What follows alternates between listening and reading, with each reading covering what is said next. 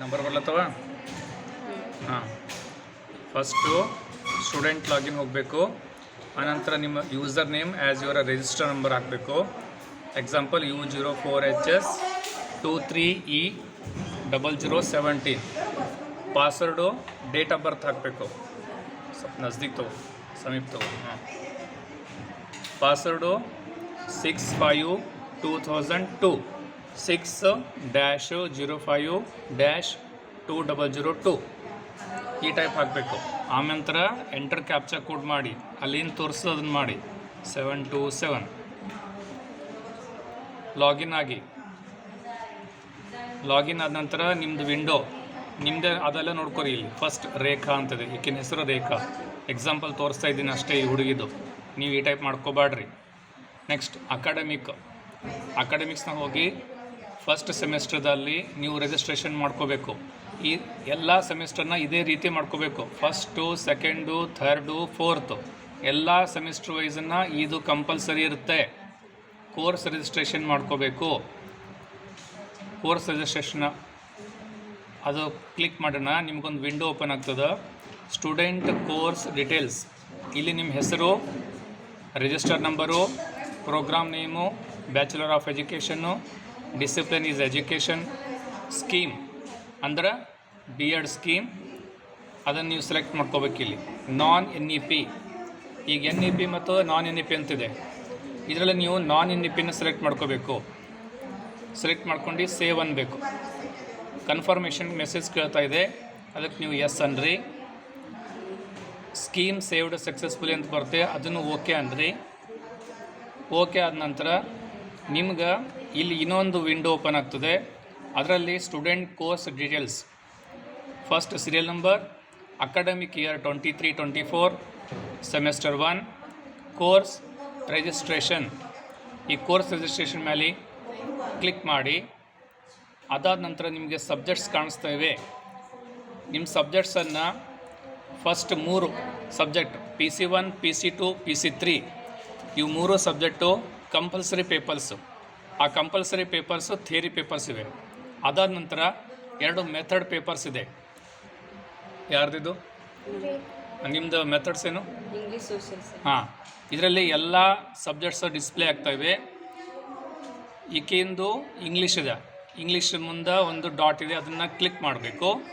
ಆಮೇಲೆ social science ನೋಡ್ಕೊಳ್ಳಿ, social science ಎಲ್ಲಿದೆ ಬರ್ತಿದೆ ನೋಡ್ಕೊಳ್ಳಿ. PM5 ಇದು ಸೋಷಿಯಲ್ ಸೈನ್ಸ್.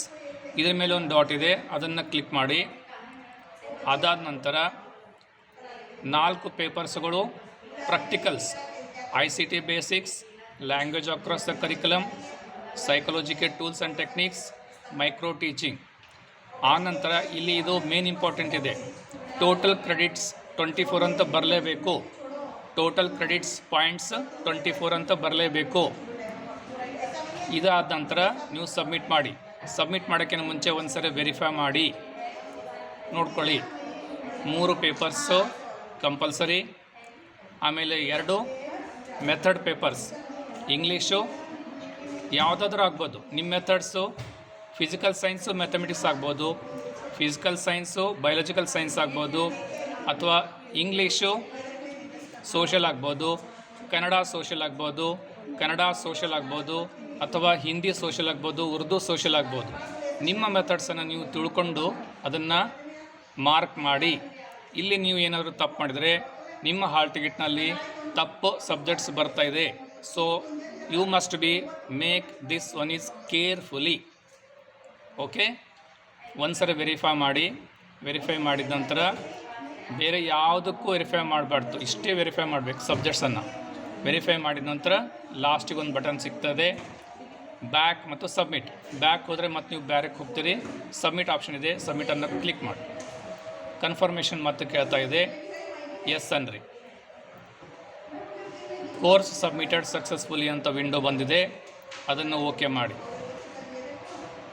ಇಲ್ಲಿ 2 ವಿಂಡೋ ಮಾತ್ರ ಭಾಳ ಕಂಪಲ್ಸರಿ.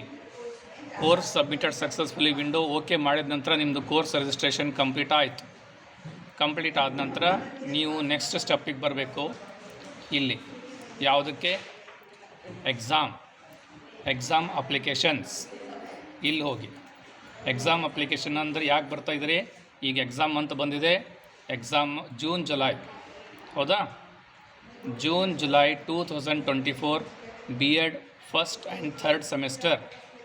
ಇಲ್ಲಿ ನೋಡಿ, view exam notification, apply for exam. ನೀವು ಮೊದಲಿಗೆ ವ್ಯೂ ಮಾಡಿ, ಇಲ್ಲಿ ನಿಮ್ಮದು ಸಬ್ಜೆಕ್ಟ್ಸ್ ಸಿಗುತ್ತೆ. ಇಲ್ಲಿ ಸಬ್ಜೆಕ್ಟ್ಸ್ ಎಲ್ಲ, ಇಲ್ಲಿ ನಿಮ್ಮದು ಎಕ್ಸಾಮ್ ಡೀಟೇಲ್ಸ್ ಸಿಗ್ತದೆ, ಫಸ್ಟ್ ಸೆಮ್ದು, ಥರ್ಡ್ ಸೆಮ್ದು, ಆನಂತರ details of the special officer. ಅಂದರೆ ನೀವು ಯಾವ್ಯಾವ ಟೈಮ್ನಲ್ಲಿ ಫೀಸ್ ಕಟ್ಟಬಹುದು ಮತ್ತು ಎಕ್ಸಾಮ್ ಮಂತ್ ಯಾವುದಿದೆ, ಎಕ್ಸಾಮ್ ಡೇಟ್ ಯಾವುದಿದೆ, ಇಲ್ಲೆಲ್ಲ ಡಿಸ್ಪ್ಲೇ ಆಗ್ತಾಯಿದೆ. ಓಕೆನಾ? ಬ್ಯಾಕ್ ಬರ್ರಿ. ಅಂದ್ರೆ ಅಪ್ಲೈ ಫಾರ್ ಎಕ್ಸಾಮ್ ನೋಟಿಫಿಕೇಷನ್. ಓಕೆನಾ? ಈಗ ನಿಮ್ಮದು ಎಕ್ಸಾಮ್ ಅಪ್ಲಿಕೇಶನ್ ಓಪನ್ ಆಯಿತು. ಎಕ್ಸಾಮ್ ಅಪ್ಲಿಕೇಶನ್ನಲ್ಲಿ ಇಲ್ಲಿ ನೀವು ಪೇಮೆಂಟ್ ಆಪ್ಷನ್ ತೋರಿಸ್ತಾ ಇಲ್ಲ.